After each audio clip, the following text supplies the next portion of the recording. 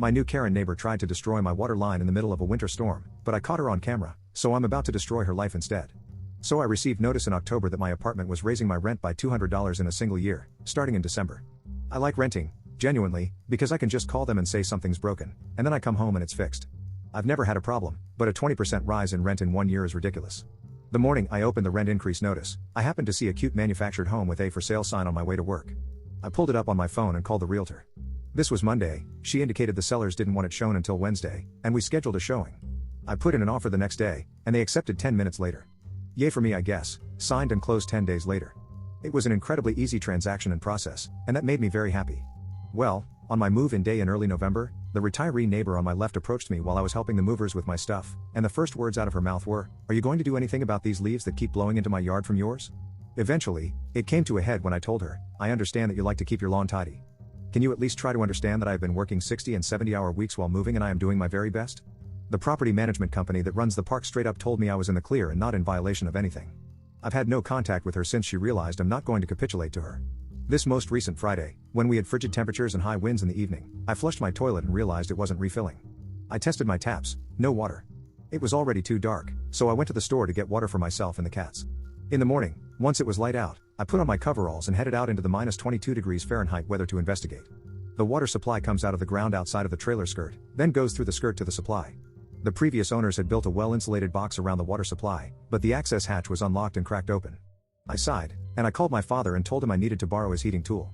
He offered to drive it over, but the weather was so bad with blowing snow that I told him even in his truck, he'd get stuck, so I went trekking over there. I'm fuming the entire way, because I could have sworn I latched that door when I was checking my winterizing list. I could have sworn. Eventually, after 15 minutes of using the heating tool, the water started flowing. I got back inside and got under my blankets to warm up after being in the Arctic conditions for nearly 2 hours at that point. I still can't get over it. I know I latched the door. So on a whim, I propped my laptop in the window and set it up to video record and went on with my day. I woke up Sunday morning to temperatures of minus 33 degrees Fahrenheit weather and went to fill up the cat's water bowl. No water again. What the frick?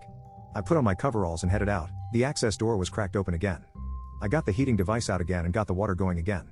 So I checked my laptop, and not 2 hours after I started the laptop recording, the neighbor Karen comes waddling across her driveway and walks over to my trailer. She leans over by the water and messes with the door before waddling back to her trailer. I put on my coat and walked over there with my laptop. When she answers, "Oh hi op, what brings you over today?" all cheery and two-faced, I just open my laptop without saying a word and hit play. She just starts stuttering, trying to come up with some BS. I interrupt her and tell her I'll be forwarding it to the office and walk away. On Monday, the office called me and informed me that they would be addressing the issue. They mentioned that it would be incredibly helpful if there was a police report. I gladly called the non-emergency line and scheduled a time for an officer to come out after work. The cops arrived just as I was walking home. We went in, and I detailed everything and showed them the video. They wanted a copy, so I gave it to them. They asked me to show them the water line, so we headed out there. They took some photos while we were outside. The entire time we were there, Karen was looking out her kitchen window. They noticed she was home as well and offered to trespass her. I headed back in, and they eventually knocked, telling me they spoke to her and trespassed her.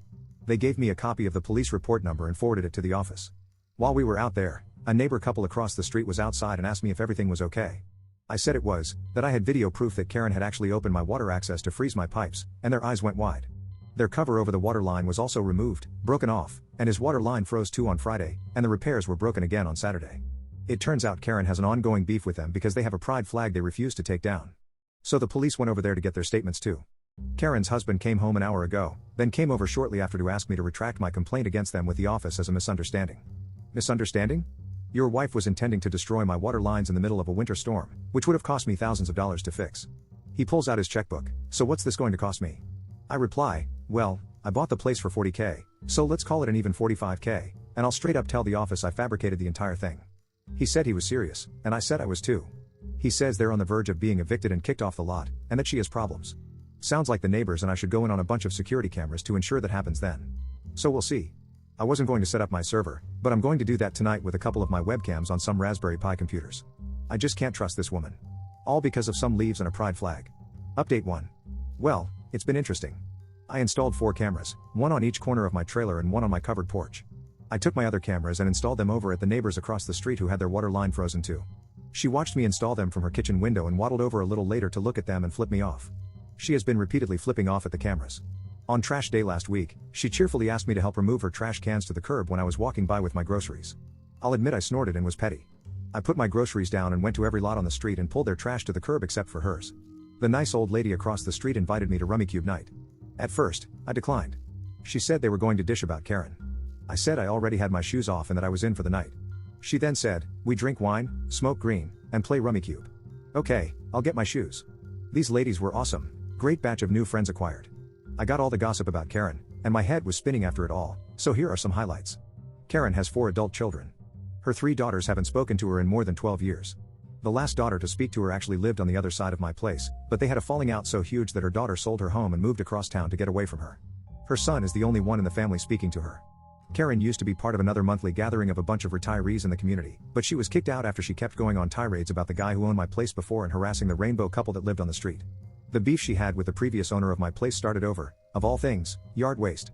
Grass clippings, to be exact, so at least she's reliable, I suppose. It also explains her deal with the leaves. In response to her BS about him leaving grass clippings on the lawn, he also stopped raking up leaves. So that explains that in a way. In short, she's just a toxic old no-life woman who gets off on starting beef with her neighbors. And her husband paying people off is also apparently a theme, as well as he tried to do with me. The most egregious thing that made my blood boil just hearing it. A few years ago, she went off on this rant about a young guy in the park walking his dog twice every day, and she kept going on about not letting the dog take a dump on the grass. Well, one day the dog decided to relieve itself there, and as the guy was picking up his dog's waste, she maced both of them with pepper spray. Hubby paid the guy off. The lady hosting Rummy Night talks to Karen. She says that Karen was complaining about me putting up cameras and how gauche it makes the neighborhood look. After taking a fat rip, she says, "So I say to her, Karen honey, if you're so worried about what's gauche, you probably shouldn't have tried to freeze his pipes in the middle of the worst winter storm we've had this decade, and then he wouldn't be installing cameras to protect his property." Apparently, Karen's response to that was that I should have taken care of my leaves.